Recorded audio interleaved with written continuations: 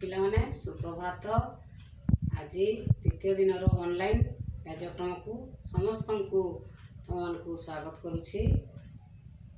ଆଜି ଦ୍ୱିତୀୟ ଶ୍ରେଣୀର ପ୍ରସଙ୍ଗ ବହି ଓ ସମିତି ପଢ଼ିବା। କାଲି ପଢ଼ିଥିଲେ ତାକୁ ଆମେ ମନେ ପକାଇବା ହେଲା।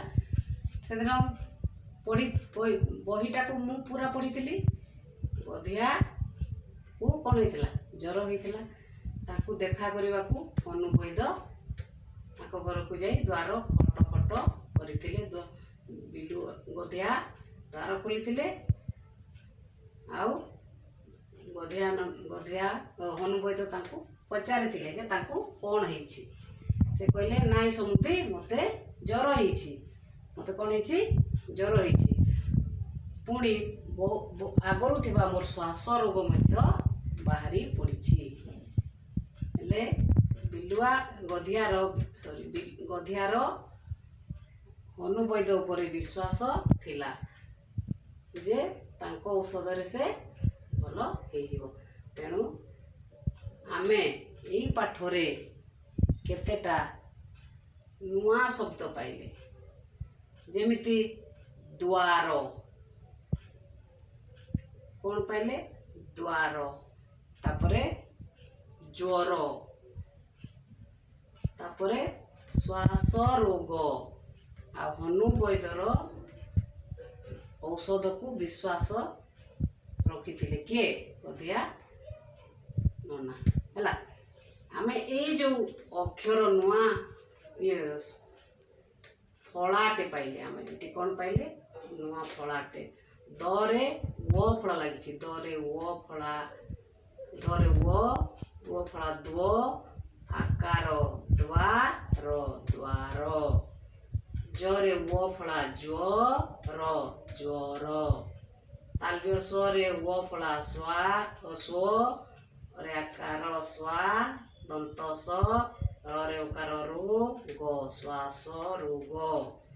ବିଶ୍ୱାସ, ବରେ ହର୍ଷଇକାର ବି, ତାଲବ୍ୟ ସ୍ୱରେ ୱ ଫଳା ସ୍ୱ, ରେ ଆକାର ସ୍ୱା, ଦନ୍ତ ସ, ବିଶ୍ୱାସ।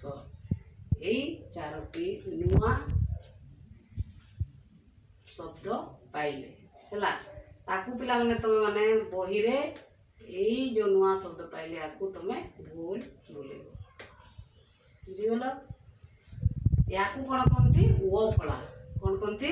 ୱ ଫଳା। ଆମେ ଆକାର, ହର୍ଷଇକାର, ଦୀର୍ଘଇକାର, ହର୍ଷଉକାର, କଙ୍କ, ମଗଙ୍କ, ଅଣ, ଠଣ୍ଟ ଏସବୁ ପଢ଼ିଥିଲେ ପ୍ରଥମ କ୍ଲାସରେ। କିନ୍ତୁ ଆମେ ଏଇଟା ଗୋଟେ ଫଳା ପାଇଲେ ହେଲା। ଏଇଟା ତାର ଚିହ୍ନ, ଏ ହେଉଛି ୱ ଫଳା। ଆଚ୍ଛା, ଏବେ ଆମେ ଚିତ୍ର ସାହାଯ୍ୟରେ ସେଇ ୱ ଫଳା ଲାଗିଥିବା କେତେ ଗୁଡ଼ାଏ ଚିତ୍ର ଦେଖିବା। ଦେଖ, ଶ୍ୱାନ। ଏଇଟା କ'ଣ? କୁକୁର। କୁକୁରକୁ ଶ୍ୱାନ କୁହାଯାଏ। ତାଲବ୍ୟ ସ୍ୱରେ ଆକାର ସ୍ୱା, ନ, ଶ୍ୱାନ। ଦେଖିଲ? ତାପରେ ଏଇଟା କ'ଣ ପିଲାମାନେ? ଏଇଟା ହେଉଛି ଦ୍ୱାର, ନାଇଁ, ବା କବାଟ। ତାକୁ ଦେଖ, ଦ୍ୱାର ଲେଖା ହେଇଛି। ଦରେ ୱ ଫଳା ଦ୍ୱ, ରେ ଆକାର ଦ୍ୱାର, ଦ୍ୱାର। ତାପରେ ଦେଖ, ଦ୍ୱିଜ। ଏଇଟା ହେଉଛି ବ୍ରାହ୍ମଣ ପିଲାଟେ। ତାକୁ ଦ୍ୱିଜ ମଧ୍ୟ କୁହାଯାଏ। ସାହିତ୍ୟ ଭାଷାରେ ଦ୍ୱିଜ ମଧ୍ୟ କୁହାଯାଏ। ଆମେ ଜାଣିବା, ବଡ଼ କ୍ଲାସକୁ ଗଲେ ଆମେ ଜାଣିବା, ପ୍ରତି ଶବ୍ଦ ଜାଣିବା। ତମେ ଏବେ ଖାଲି ୱ ଫଳାକୁ ଜାଣ ହେଲା। ଏଇଟା ହେଲା ଦରେ ହର୍ଷଇକାର ଦ୍ୱି, ଦରେ ୱ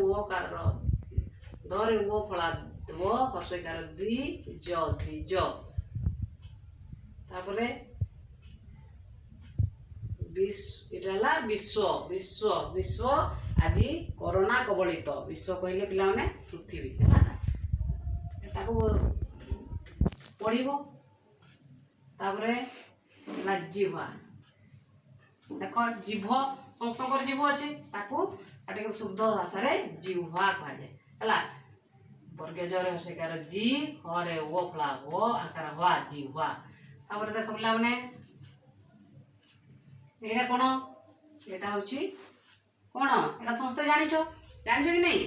ଏଇଟା ହେଉଛି ଘୋଡ଼ା। ଆକୁ ଆହୁରି କ'ଣ କହନ୍ତି? ଅଶ୍ୱ। ଅ ତାଲବେ ସରେ ବଫଳା ସ୍ୱ ଅଶ୍ୱ ହେଲା। ଆମେ ଆଜି ଓ ଫଳା କେତେକ ଚିତ୍ର ମାଧ୍ୟମରେ ତାକୁ ଆମେ ଜାଣିଲେ ପିଲାମାନେ ହେଲା। ତାପରେ ମୁଁ ତୁମମାନଙ୍କୁ ଘରେ କିଛି କାମ ଦେଉଛି, ବୁଝିଗଲ? କିଛି କାମ ଦେଉଛି, ସେଗୁଡ଼ାକ ତୁମେ ଘରେ ବସିକିରି ବାରମ୍ବାର ଲେଖିବ। କାହିଁକି ନା ବାରମ୍ବାର ଲେଖିଲେ, ବାରମ୍ବାର ପଢ଼ିଲେ କୌଣସି ସବୁ କାମଟା ମନେ ରହେ। ତେଣୁ ଏଇଟା ତୁମ ପାଇଁ ଆଜିର ଗୃହ କାର୍ଯ୍ୟ। ଦେଖ, ଈଶ୍ୱର, ସ୍ୱର, ଧ୍ୱନି, ଦ୍ୱୀପ, ଶ୍ୱାସ, ବିଶ୍ୱାସ ହେଲା।